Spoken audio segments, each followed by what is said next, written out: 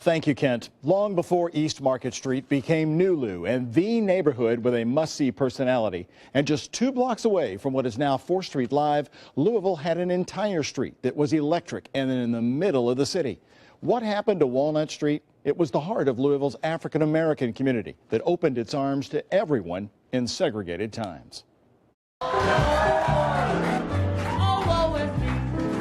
There was no woe on Louisville's amazing Walnut Street in the 1950s and early 60s. It was the heart of the Mecca of the black community.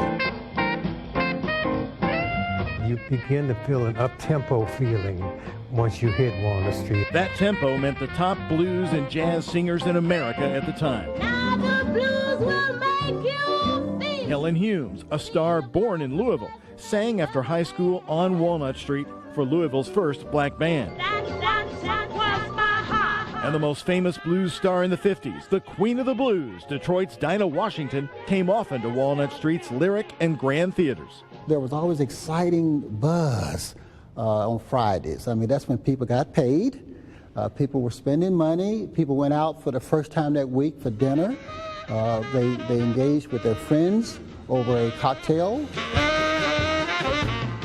It was Louisville's Bourbon Street. The block had a personality. It was alive and warm.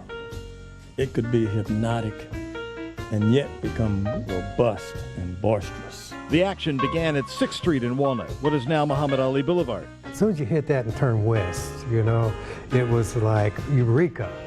You know, it was like my yellow brick road. Stretching from 6th Street to the west, Walnut Street was row after row of banks, restaurants, nightclubs, apartments, homes, and people. Anyone who came to Louisville, I can believe you, bet you, if they were black, touched Walnut Street because it was the heart. Historian Ken Clay says in a time of segregation, when African Americans weren't even allowed to try on clothing at the stores 2 blocks over on 4th, Walnut Street was supported by whites. Louisville was very unique in that it had a very strong relationship between the black power brokers of Louisville and the white power brokers of Louisville. It was a very exciting time, and there were a large number of whites in Louisville who embraced Walnut Street and supported black commerce with their money, with their presence. Getting the gold medal, it was real thrilling. Cassius Clay, then Muhammad Ali, would parade after his victories here. Little did Ali know at the time this would later become his street. MLK marched on Walnut often, and one man grew up on it. This was my street, and I owned every crack and every weed in those concrete sidewalks. Right here is Lucky Morris's pawn shop. Take a look at this photo. Louisville sculptor Ed Hamilton grew up in the red brick building on the left of your screen. The family's apartment was on the upper floor overlooking Walnut. That picture is looking east, back to 4th Street from what is now 7th and Ali. The treasured picture now covers the entire wall at the Louisville Central Community Center. Sam Watkins zeroed in on what it captures. I see all the cars parked there. It's probably because people work, you know, during the day. So that's probably Saturday. You're talking about all the cars on both sides. So we went back to the same spot where this photo was taken to replicate the very same shot. It's a stunning view of what's been lost. What's lost is a 7-block stretch that generations in Louisville today would not even recognize as their own city. Bernadette Hamilton says the demolition altered a way of life. A lot of business that could have been passed on to kids.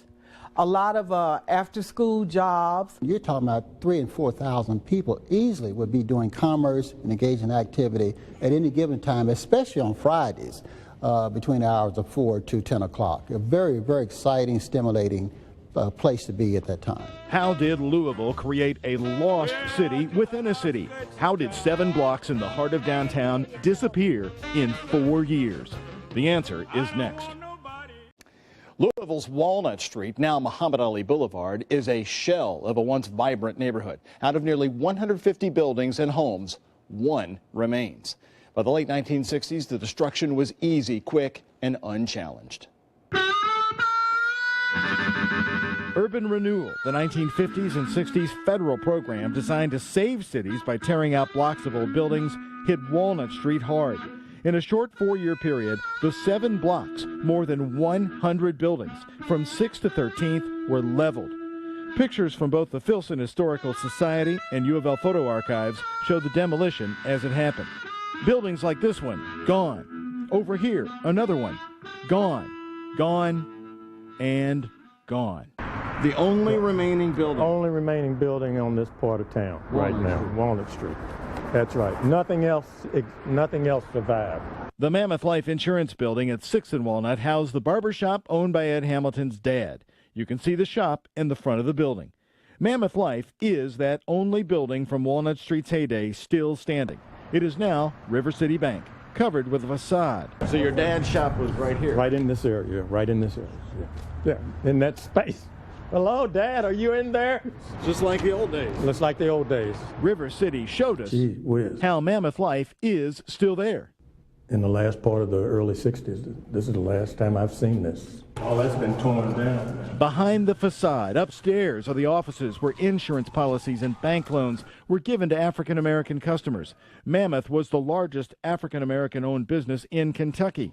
Hearing people, all the machinery, the typing, and people talking. Inside, you flash back to the late 60s. The paint is peeling, and in the window, the original curtains are still there from the day the place cleared out. Oh, yeah, I remember that one. In the basement, we found the printing presses that celebrated Mammoth's 1965 Service Club banquet honoring employees. 25th year service club of the Mammoth Life. And architects' plans of the projects the company funded. Looks really old here. How did the Mammoth building survive the wrecking ball? Mammoth Life sold insurance policies throughout the region and southern states. It was connected to a major investor in Atlanta. And so you had that kind of economic power there. And so they skipped that business on that side. On the north side, they tore down all the other business. Urban renewal was devastating to more than just buildings. When the neighborhoods go and the money goes and the people go, then your business suffers. Urban renewal came through and it just destroyed the whole area, meaning relationships were lost. It just comes back to me, you know. I look over and I say, oh, there's so-and-so, oh, there's so-and-so over there. Louisville's African-American community was vibrant. The only African-American library in Louisville at the time still stands at 10th and Chestnut. And from that barbershop, one little boy learned about the world around him from the waiters who worked at the Old House restaurant across from the Cathedral of the Assumption. They'd come down here, get the haircut, get the shoes shined, you know. I'd be listening to all those old cats talking the talk. Urban renewal was an acknowledged disaster for Walnut Street. It just ripped out the heart. With nothing left but empty lots in November of 1978, by a 6-5 vote, the city's aldermen voted to rename Walnut Street Muhammad Ali Boulevard. WHAS covered what happened next. 12 of the 70 brand new signs were stolen. I hate to leave you now. 3 years later, Louisville's Helen Humes died. Wish that I could stay somehow so long. By that time, she'd become an international blues star. So big, the New York Times assigned a reporter to write her obituary. In it, she says of Louisville, "I was never a person to stay away from home too long." And the legacy of that street, as big as the hits, belted out by the woman born right around the corner. Bringing together people around the civil rights movement. Everybody there knew everybody. So long for now. We think Louisville is much better off because it had a Walnut Street. So long, so long. Well, desegregation also helped speed up the view that Walnut Street needed to go. African Americans were shopping and moving elsewhere in Louisville. But East Market Street sat empty with most of its original buildings until Gil Holland turned it into New Lou by 2008. One can only imagine that if the old Walnut Street district had been saved, maybe it would have been the first to come back alive.